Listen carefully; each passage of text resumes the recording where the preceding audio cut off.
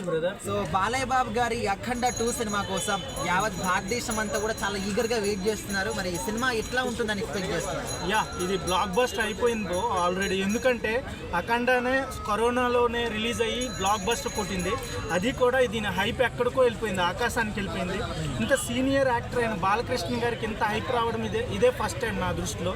ఎందుకంటే ఆయనకు హైప్ ఉంది, బట్ ఈ పాన్ ఇండియా లెవెల్లో ఈ హైప్ రావడం అనేది గ్రేట్ థింగ్. దీనికి మెయిన్ రీజన్ ఏంటంటే సనాతన హైందవ ధర్మం అండ్ సర్జికల్ స్ట్రైక్ బేస్ చేసుకొని ఈ సినిమా రిలీజ్ అవబోతుంది. అండ్ 2 ఓరియంటెడ్లో ఉంటుంది, ఒకటి నార్మల్ అండ్ 2 శివభక్తుడుగా.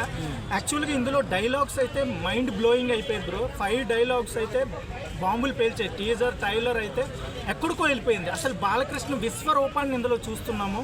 సో డైలాగ్ అయితే ఒకటి చెప్తాను వినండి.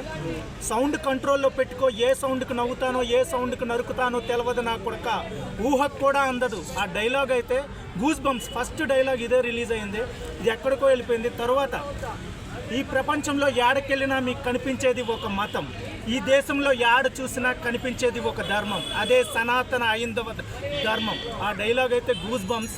ఆది పినిశెట్టి గారు విలన్గా వేశారు. ఇందులో ఆ డైలాగ్స్ 8 కంఠాలు తెగాల, రక్తం చెందాల, అది కూడా మైండ్ బ్లోయింగ్. ఇంకా ఎన్ని డైలాగ్స్ ఉన్నాయంటే మైండ్ బ్లోయింగ్. మీ దేశం జోలికి వస్తే ఖండిస్తారేమో, మా దైవం జోలికి వస్తే దండిస్తాం అన్న డైలాగ్ అయితే సూపర్గా చెప్పారు బాలకృష్ణ గారు. కొండల్లో తొండలు పట్టే నీకు మీరెక్కడ, కొండనే దైవంగా మార్చి క్షేత్రంగా మార్చి పూజించే మేమెక్కడని ఆ డైలాగ్స్ ప్రతి కూడా గూస్ బంప్స్ వచ్చాయి. అలాగే ఫైట్స్ ఇంతవరకు బాలకృష్ణ గారిని సింపుల్ ఫైట్సే చూసాం, ఇందులో డిఫరెంట్ ఫైట్స్ అనమాట. గూస్ బంప్స్ హాలీవుడ్ రేంజ్లో ఫైట్స్ ఉన్నాయి. ఆ యొక్క మంచు కొండల్లో ఫైట్స్ చూస్తుంటే సాక్షాత్తు శివుడే భూమి మీదకి వచ్చి శివతాండం ఆడుతున్నట్టుగా ఫైట్స్ ఉన్నాయి. ఈ ఫైట్స్ చూస్తుంటే నాకు తెలిసి ఓల్డ్ లెవెల్లో బాలకృష్ణ నేమ్ ఇంతవరకు జై బాలయ్య అని మోగింది, ఇక్కడ బ్లాక్ బస్టర్ బాలయ్య అని మోగబోతుంది. ఇదైతే బ్లాక్ బస్టర్ అయిపోతుంది.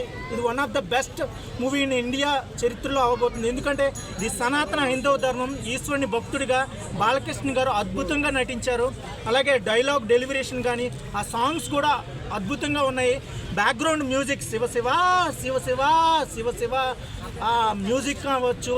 అండ్ మహా కుంభమేళం ఎలా బ్లాక్ బస్టర్ అయిందో వరల్డ్ లెవెల్లో ఈ సనాతన ధర్మం బ్లాక్ బస్టర్ అవబోతుంది. Thank you everyone.